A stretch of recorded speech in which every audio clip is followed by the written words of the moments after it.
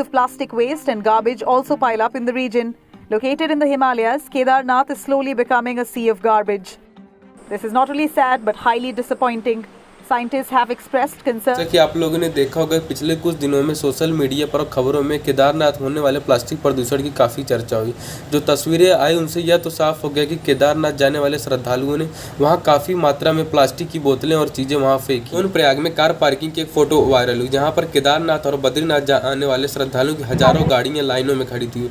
ऐसा traffic jam आपको दिल्ली, मुंबई जैसी भीड़ भाड़ शहरों में भी जल्दी देखने को नहीं मिलेगा। महज 1 किलोमीटर सफर तय करने में लोगों घंटों घंटों समय बिताने पड़ रहे हैं। इसके चलते केदारनाथ और बद्रीनाथ के जो नज़दीकी शहर भी वहाँ का भी वायु प्रदूषण का लेवल अपने खतरनाक स्तर पर पहुँच गया है। 4 धाम यात्रा की स्थिति बहुत चिंताजनक है। वैज्ञानिकों का मानना है कि धार्मिक स्थलों पर जितनी तेजी से श्रद्धालुओं की भीड़ बढ़ रही है वह उतना ही ज़्यादा अनसस्टेनेबल है। आज यह चर्चा जरूरी है कि ऐसी जगहों पर बने धार्मिक स्थलों पर कितने लोग जा सकते हैं, उनकी संख्या कैसे कंट्रोल की जाए और वह संख्या क्या होगी। आज केदारनाथ में 12 से 13 हज़ार श्रद्धालु रोज जाते हैं और इनकी संख्या को हम कितने हद तक कम कर सकते हैं। चर्चा को आगे बढ़ाने से पहले अगर इनके बैकग्राउंड पर एक नज़र डालने तो बेहतर होगा।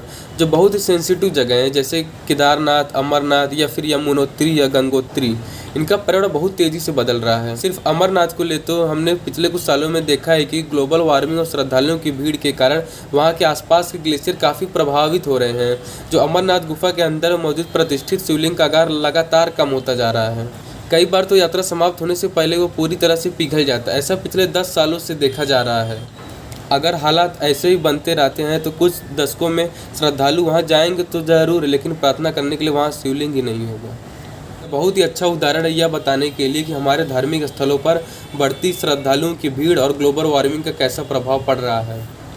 ग्लोबल वार्मिंग तो ग्लोबल इशू, इस पर पूरी दुनिया को काम करने की ज़रूरत है, लेकिन हम अपने धार्मिक स्थलों पर श्रद्धालुओं की भीड़ को नियंत्रित करके हम उन्हें बचा सकते हैं। वहाँ जिस तरह से कंक्रीट की बिल्डिंगें बन रही हैं यह बहुत ही सेंसिटिव इकोसिस्टम से खिलवाड़ करने वाली बात है। वाली पार्किंग मंदाकिनी नदी के तट पर बना हुआ है। आपने देखा होगा किस तरह 2013 में भीषण बाढ़ आई थी, इसमें हजारों लोगों की अपनी जान गंवानी पड़ी। कल को अगर मंदाकिनी नदी में बाढ़ आ गई तो यहाँ जितनी कार पार्किंग है यह तो सब ध्वस्त हो जाएगी, यह तो निश्चित है। श्रद्धालुओं की संख्या की सीमा जानने के लिए कैरिंग कैपेसिटी की स्टडी होती है।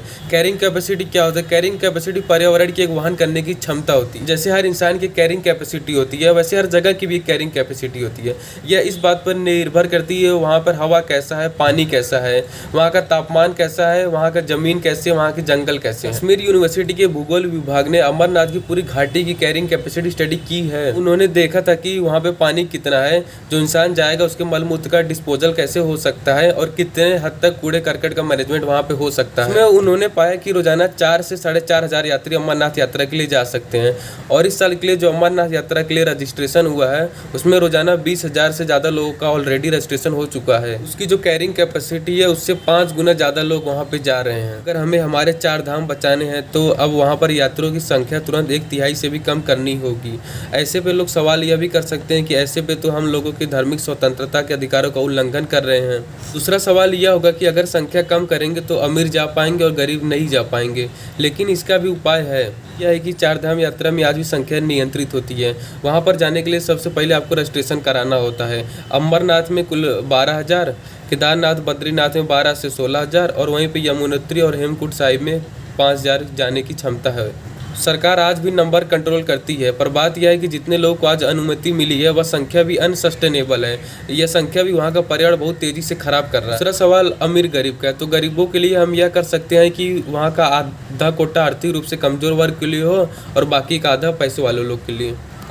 अमीर लोग अगर अमरनाथ, केदारनाथ या फिर यमुनोत्री, गंगोत्री का दर्शन करना चाहते हैं तो उसके लिए वह ज़्यादा पैसा दे और उस पैसे से हम गरीब लोग के लिए सब्सिडी दे सकते हैं। कोई नई पॉलिसी नहीं है, यही हमारी इकोनॉमिक पॉलिसी है। आज भी अमीर ज़्यादा टैक्स देता है, गरीब कम टैक्स देता है। आज के दिन भी गरीब को बैंक में पैसे ट्रांसफ़र किए जाते हैं, चाहे वह किसी तरह की सब्सिडी का पैसा हो, चाहे वह किसी कल्याणकारी योजना का हो।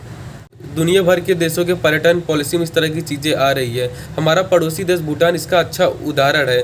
भूटान में आपको अंदर जाने के लिए 15 से 20,000 रुपये as a sustainable development charge देने पड़ते हैं। इसके बाद ही आपको अंदर जाने की अनुमति मिलती है। इस तरह भूटान अपना पर्यावरण बचा रहा है। आज हमें भूटान से सीखने की ज़रूरत है। हम भी संख्या कंट्रोल करके और सस्टेनेबल डेवलपमेंट की फीस लेके वहाँ का पर्यावरण बचा सकते हैं। तभी 4 धाम सही मायने में 4 धाम रहेगा, नहीं तो आने वाले सालों में सब कुछ बर्बाद हो जाएगा। Thank you.